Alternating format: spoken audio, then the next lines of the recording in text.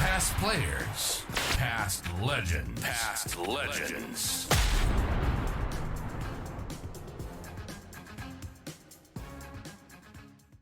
Four or five or 3 or 4 years, nothing much did change. Then everything's changed since. So the 2014 entry of the Adelaide Crows and Port Adelaide, and all of the presentations we sat through, listening to Port and the Crows tell us how many people are going to get to SANFL games and how great it's going to be. So that happened, and all the rules around that.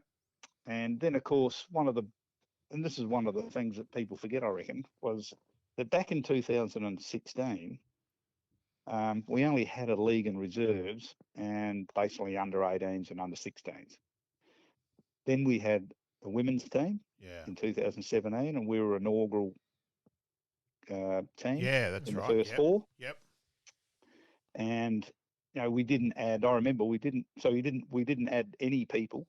So a whole new team comes in, and the CEO is still the CEO, the footy manager is still the footy manager, and everyone else is still the same. Went out and found Maddie Slade, who coached our women's team and did a terrific job for a few years. But really, the resources, we didn't add any resources because no one knew what was going to happen with it and all that sort of stuff. And I thoroughly enjoyed it. I thought, the fun part of going to work every day was probably more to do with the women's introduction back then than the men. And then, of course, it's evolved again where there's now 2 women's teams. Yeah, what do you think of that? And look, I'll be straight out. I'm against it because I think it's taking away numbers from community clubs, and also purely now the explosion of numbers of female footy wise is more than plateaued because so many girls were getting injured and doing ACL. So then their friends weren't going to take the risk of playing, and so it's definitely plateaued the numbers. There's no doubt about that. Look, I think they'll probably end up going with a model that has the league team and a underage team under it, probably an elite under 18. Yeah, will back up that, and you might be able to play a few overages in it, sort of thing. Yeah. But back into so not only did the Crows and Port come in, then we had the women's team come in, and also we had the under 16s modified season of 7 games became a full season. Then we had the women's second team come in, and now we've got a modified under 14s competition come in, and that'll turn into a full-time under 14s competition. So all of a sudden your footy club has several more teams than what it had 10 years ago. And you're still trying to manage it with maybe not exactly the same numbers, but pretty close to the same numbers. You manage 2 senior teams and 2 junior teams. And we've got 2 girls teams too now, so 15s and 17s. And that's all great. And now I know at Centrals we've resourced to the point where I think we can, we manage our female football program as well as anyone else. Agree there. Our footy, Mark Ross, of course, is managing our footy program in the seniors, and Scotty Stevens in the juniors. So we're pretty well resourced from a staff point of view. So I think we're finally sort of on top of that. But it's a busy place. It's a lot busier place. And the wheelchair side as well. Yep. And the wheelchair side as well has got to be managed, for maybe 10 weeks of the season. That's got to be someone's responsibility, and the club's got to put some resources behind that. So the clubs are a fair bit bigger and busier, and second ovals, we now have a second oval. So the Playford International School across the road is our second oval. We've probably spent $50,000 to $100,000 on it over the last 2 or 3 years, and resurfacing, irrigation. We've put a backing net up. So our women's team, our underage team, alternate over there on Tuesdays and Thursdays. We put lights up so we can train there in the winter. So now the clubs are a lot different. I guess I'm answering the question, all the changes that have happened since I got there. They're much different beasts than what they were. Still bloody hard to manage financially, though. Yep. Yeah, they are. And in amongst all that, you've got to fund it. You've got to keep growing because wages and costs and power and everything keeps going up. So you've got to be, diligent with what you spend your money on, and you've got to find new revenue streams, which is a challenge. Yeah. Now, I know you've moved on to Centrals, and we're going to get to that in a minute, but it was remiss of us not to talk about the 2018 Premiership, mate.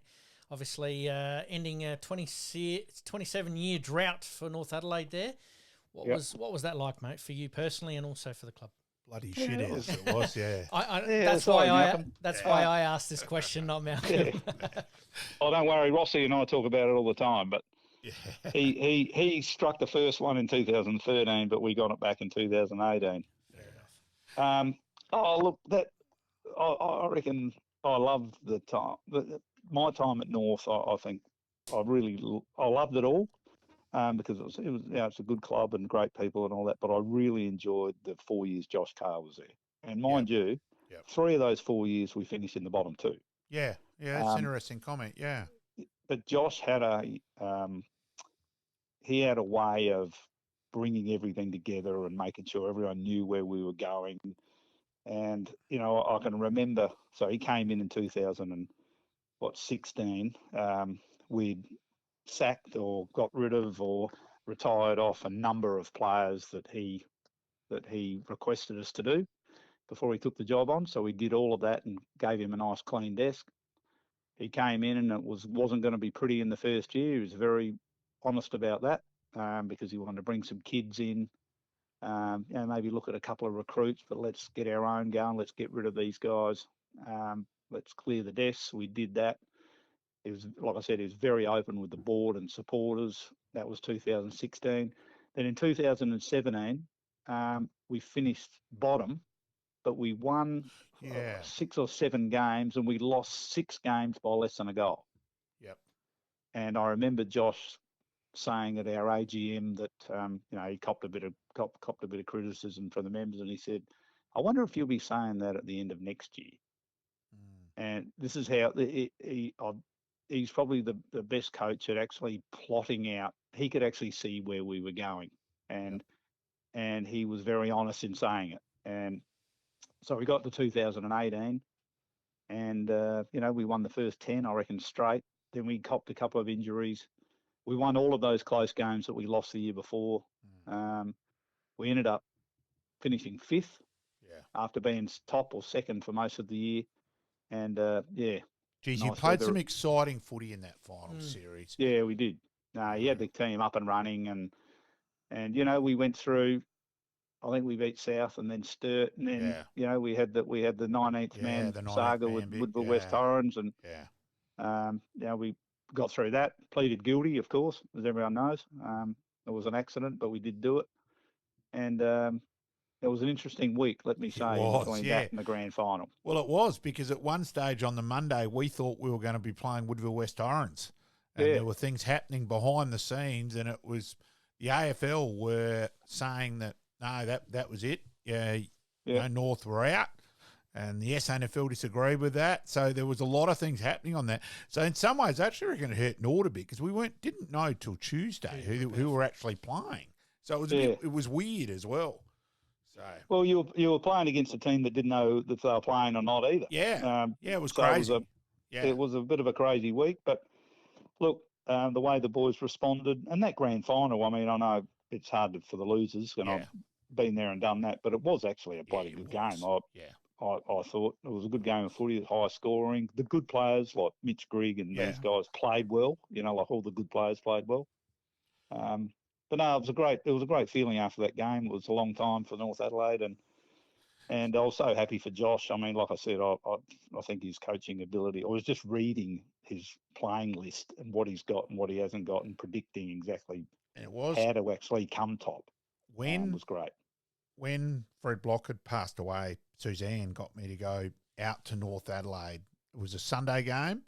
Nord had beaten Centrals at Nord, and I'm driving out to Prospect afterwards. And as I'm driving, I'm thinking, shit, I reckon it's the 2018 reunion on tonight. Sure enough, I get there and the game's on the screen. And it was. And look, I'd said hello to Josh Carr before, but I didn't know him. And they then started, "Hey, Malcolm, turn around," because I said, "Nah, not watching this shit," and turn the other way and mucking around. And they said, "Turn around, Malcolm. Boyd Woodcock's about to kick a goal." And then I'd coached Cameron Craig in cricket, so I yelled out to Craigie, "Put the 22 grand final on, put King's goal on, piss off Malcolm. I never want to see that again." So it actually developed a really good banter. and Josh was great. So as I said, I'd never, and he really played along with it, and I think there were people at North sort of going, well, who's this guy? Why is he here? And so it was an amusing night. Yeah. No, they're good. They were a good bunch of lads. Yeah. So a couple of things we probably glossed over a little bit there. Your time coaching Salisbury North, a club which I know means a lot to you. Yeah, so I went back there at the end. So Freeling for 2 years, and I went Salisbury North, coached there in 87, 88. So at least you got to wear the red and blue at Freeling, mate. Yep. Yeah, I did. I did. Yeah. Norwood, exactly. Yeah, the Red Legs. Yeah. No, they're a good club, the Red Legs. And then went back to Salisbury North. I played my last game ever there in 1988. I remember it because Shane was born like a month after the season finished. I hurt my knee, so I had a full knee reconstruction in my last game. Unfortunately, that finished me off, and so I didn't play another game after that, apart from just mess around games and stuff like that. But I loved it. I had lunch there or the week before Christmas. I went out to Salisbury North Footy Club and always go and have a look at their new renos and what they're doing. They've got Luke Harpel out there coaching now, and they've probably got 6 or 7 or 8 players from Centrals all playing there. And it's a terrific place. It's one of the best footy clubs in South Australia, I reckon. And of course, the joy from Shane's career, and I did say when I was sitting with the two of you there last year, I said, hey, to Shane, I said, hey, the old man could seriously play, and he tells me that, and that and I said it's quite unusual now with normally each with you growing taller than your dad normally, where with you and Shane it's the other way around. And just obviously just completely different players. Shane, grease lightning hands, etc. Where you were the specky mark, so it's impossible to compare you as players. But Shane did laugh when I was saying, "Hey, you could seriously play." Yes, I had a phone call last week from Steve Wright. Yes, Steve Wright, Sydney Swans. Yep. Coached Central Districts in 96, 97, and for 2 years. Lost the grand final to Port Adelaide in 96 and lost the preliminary final in the Macintosh Stewie Jew controversy jaw busting incident. Yeah. Yep. And I coached the reserves. Yep. And so Steve rang me last. I haven't seen him since then. So I haven't seen him since 1997, since he left and I went off. And he said to me, geez, he said, your young fella Shane had a bloody good career. He said, I can't believe how someone's so skinny, because Shane used to knock around with his son Josh when Steve was coaching, right? And my young son Kim, who was smaller and skinnier again, right? Okay. And he said, gee, I can't believe. He said he had a wonderful career at Richmond, didn't he? He said, yeah, and Kim played league at North Adelaide, so he said, that's a great achievement as well. And so we've been lucky, the boys have enjoyed their footy, and now Shane's living in Adelaide again. They're back being mates again. So no, it's all good. And it was good. I think that video where Richmond did was interviewing the two of you at Prospect, and that came across really well as well. And huge respect to Shane, and enjoy catching up, running into him at junior games, and go through who he's having a look at, and he asked my thoughts. No, he's enjoying himself. Who I've seen around the traps and all that as well. And look, the Dogs, remiss to look. I think you were caught between a rock and a hard sea as one of the people behind the decision-making process of David Koch's whinging about Port Adelaide and then that. And I don't think you could win. You really could not win. Like, for those of us who are SANFL fanatics and say, stuff them, get Port and Adelaide out. The whole reality of the day Port and Adelaide leave is the day we're closer to the SANFL amalgamating with community football. And, I think the concessions have gone too far. I hate it that you guys have lost Jez McClellan, and the league, the AFL clubs can now say to 10 different people, we'll do what we did with Logan Evans for you, and it's a great selling spot for them. But I think overall, you couldn't win it. None of you folks who were involved, you and Sue Dewing, etc. You just couldn't win. No, well, the decision to give them more concessions was made before we got there. Yeah. It was just what concessions do they get? And I thought, as Sue and I have said to each other quite often, it was good that we were on the working group because the concessions would have been more. We were the ones that argued them down, and and still argued right to the end. And of course, the SANFL made their decision after their meetings with Port and the Crows and the AFL and whoever, and the clubs were firmly seated on the opposite table with regards to them having concessions. But it is what it is. There's nothing we could do. Like you said, we were in a position with no power, and and it went ahead. And it is, Jez was keen to play. At Port Adelaide. He made that known to them. We couldn't do anything about it. He wanted his last roll of the dice, as he put it. And you can't blame the kid. You can't blame the kid for that whatsoever. No, so we couldn't. And blame him. And look, if that hadn't changed last year, Nord keep I've got no problem with Logan Evans getting recruited before the season. Good luck to him, etc. But even with Harry Boyd this year, where it stayed off, and look, I think we stuffed it up a bit. I think the young kid who's gone to North Van Wyck, we should have played him last year, but that's a separate probably conversation. But even that has just been really hard. And at the moment, the SANFL clubs have just really stuck on trying to recruit because of what the concessions they've got.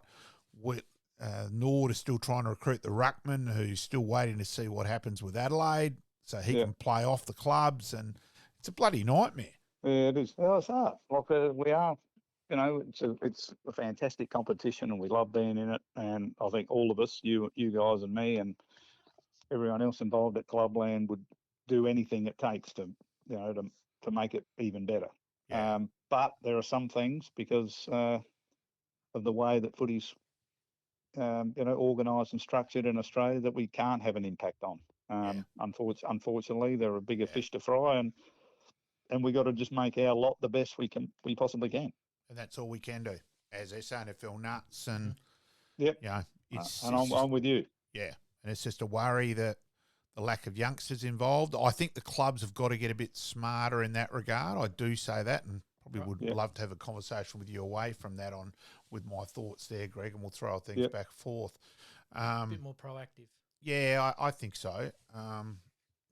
Because you do a kids coaching clinic now, there'll be 80-odd kids, and you're lucky to get 2 in SANFL gear, because they're either in their AFL gear or they're in their community club gear. And I think we've got to get back to pie and pasty nights and because at the moment, the majority of kids wouldn't know who SANFL players are, and I think we've got to be smarter in that regard too. So, I think the whole, what's changed the most is that, we won't go back to the old days, but membership of a football club used to be something you could hang around your head and be really proud of, and because you've got special treatment. I mean, I remember back when I played, you had to sign in if you weren't a member. Yes, that's right. Yes. So to be a member of a football club, an SANFL football club, was really a privilege, and you'd pay the money and you'd get the benefit. You get the odd newsletter and all those sorts of things posted to your house or whatever it is. I think what's happened is that membership is not membership of the past. Membership now is following you on Facebook. Yeah. You're getting all the news that you need without paying any money.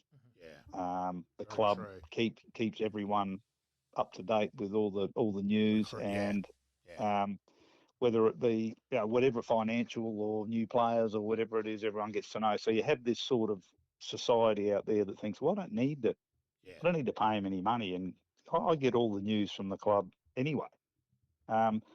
So the trick is that I think the clubs have got to try and make being a member more special. Yeah. Have some exclusive members' rights on the information they put out. Yeah. And start to be a little smarter about turning that around, because society is so linked into social media now. Yeah. It's when someone says, "Are you a member of Central Districts?" I say, "No, but I'll follow them on Facebook." Yeah. Well, but the club doesn't benefit from that. Yes. No, spot on. Why don't you go and pay $90 and be a member? It's Yeah. So we got to rethink all of that, because we got to move with the trends. Yeah. That's the end of the day. That's the way it is. We got to move with it. Yeah. No, got a couple of ideas Yep. there. I will give you a call. Otherwise, Greg. Now, you're obviously back at Centrals there now, and last season was a little bit of a surprise for a few people. You guys started to put a few things together, which was really, really nice. Yeah, we always set ourselves top 3, and we thought after the year before, we thought we could get there if we stayed sound enough, and Tomo kept hammering home that was the goal, and every training session that would be the goal, and we achieved it. And we still had, at the end of the day, it probably wouldn't have changed the result at the end, but we had some of our best players just totally unavailable for most of the year, let alone the 4 weeks of the finals. And so that hurt us. We didn't have Jake Gasper and Harry Grant and Billy McCormack and Ethan East and those sorts of guys available for months, really. And I think that probably got us in the end, just a bit of talent. Didn't quite have the talent to get over the line, and we played the 2 grand finalists who were the best team, so they were better than us, certainly at that time. So all credit to them. I think Tomo's, we've lost a few players this year, retirements, Jared Schiller and obviously Jez and these guys, but we've got some good growth within our group. We've got some great kids. One of the things that we are proud of is, what we've been able to do in our underage over the last few years, and that's to, really put the resources in and the time and be smart about the way we manage our kids, and that's given us some grand finals in underage, under 16s and under 18s, and those players are all now just coming onto the league and reserves training track. So you got a couple of pretty special ones too, let alone the kid who did last year. I reckon Matty Leray can play a fair bit, and I think there's a few of those kids who, and let's face it too. I'm embarrassed. I'm trying to think of the kid's name. The youngster who dominated. He changed the game. Dyson Sharp. Yeah, Dyson changed the game against. I thought he was your key player in the finals where you came back to beat Sturt. His influence was, really prominent. Where his touches were footy smart. And I remember saying to you in a juniors game where you put him up to 18s, and that night, and I said to you afterwards, I'd put him in the league side next week, and you went, no, we're going to hold him back a little bit more than that, but Malcolm, you're not far away from the mark, sort of thing. And so you've got a couple of kids there, and the other good thing this year that Dyson Sharp's going to play all year this year at league footy, so it's not like a kid who's drafted like Charlie Nichols. Unless you're a real diehard, you don't know who that kid is. You don't really think of them as your club, where Dyson Sharp's going to have a year now, another year at league footy. And when he gets drafted next year, everyone out there's going to know he's a Centrals player.